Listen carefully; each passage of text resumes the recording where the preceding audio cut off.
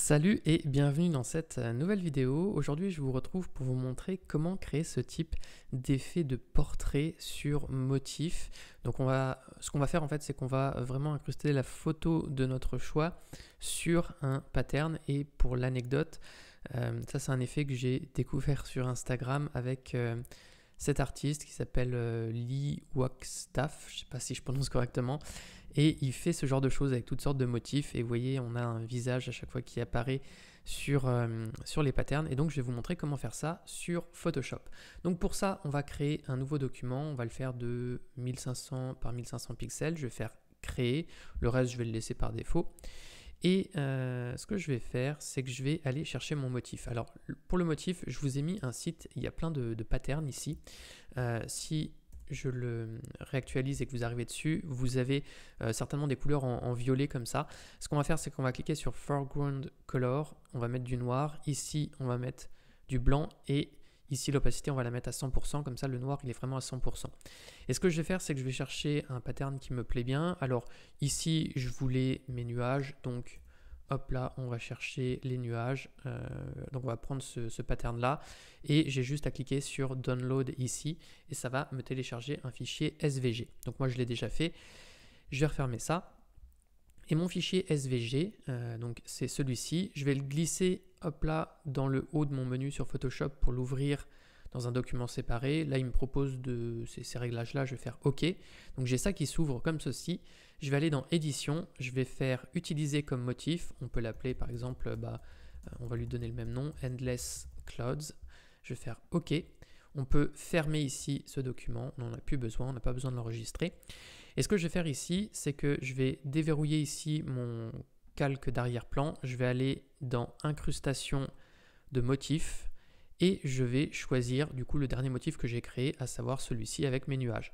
On vérifie qu'on a bien un mode de fusion en normal et une opacité à 100%. Ici, on va pouvoir jouer sur l'échelle. Donc là, admettons qu'on se mette à quelque chose comme...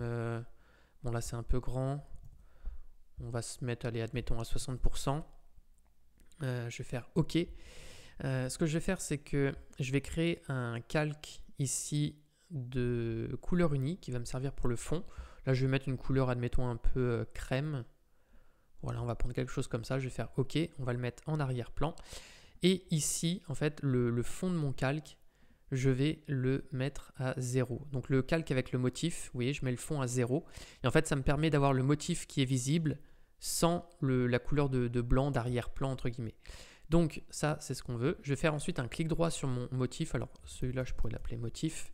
Je fais un clic droit dessus et je vais pixeliser le style de calque. Ensuite, ce que je vais faire, c'est que je vais retourner dans Incrustation couleur. Et là, je vais mettre une couleur. Donc là, je définis la couleur en fait de mon motif. Donc admettons qu'ici, je veuille du rouge. On va prendre une couleur comme ceci. Je vais faire OK. OK encore une fois.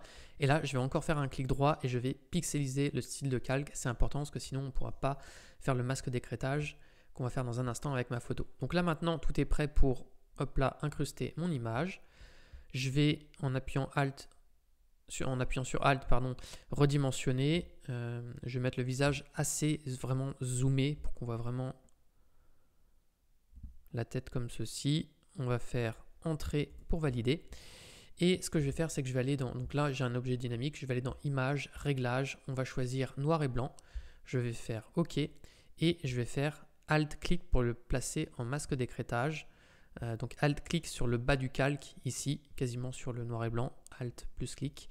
Et je vais changer le mode de fusion en superposition. Là, ce que je vais faire, c'est que mon visage, il ne ressort pas beaucoup, donc je peux redouble-cliquer sur noir et blanc et je peux modifier ici ces valeurs, vous voyez, pour modifier les contrastes en fait. Et c'est vraiment une question de contraste pour faire apparaître correctement le visage.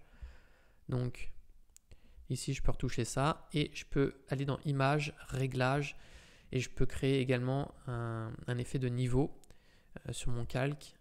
Et là, on voit si je modifie ces valeurs que j'ai le visage qui apparaît plus ou moins nettement. Alors, si je crame trop, le motif il disparaît, donc c'est pas forcément ce qu'on veut non plus. Donc, à vous de trouver les réglages qui vous plaisent le mieux selon vos motifs, selon l'image, etc. Mais là, on a terminé l'effet. L'idée, c'est de garder quand même quelque chose de subtil. À savoir aussi que l'effet se verra beaucoup mieux quand... Enfin, le visage se voit beaucoup mieux quand l'image est en petit. Et plus l'image est grande, plus on voit le motif et moins on voit le visage. Après, à vous de jouer sur les dimensions. Le Lee Wagstaff, lui, il fait quelque chose quand même d'assez subtil. C'est-à-dire que des fois, le visage se voit quand même assez peu. Là, il y a quand même le visage, mais là aussi, c'est juste qu'il se voit vraiment très, très peu. Et des fois, c'est pareil, mais le visage se voit mieux quand il y a du mouvement. Et donc, on fait par exemple de haut en bas, le visage apparaît plus facilement des fois. C'est des effets d'optique comme ça. En tout cas, c'est tout pour le tutoriel. Donc, j'espère que ça vous aura plu. Si c'est le cas, je vous invite à mettre un like et à vous abonner à la chaîne. J'en profite aussi pour vous rappeler que j'ai créé une formation offerte de 3 heures pour vous apprendre les bases de Photoshop. Si ça vous intéresse, le lien est dans la description de la vidéo. Sur ce, moi, je vous dis à bientôt.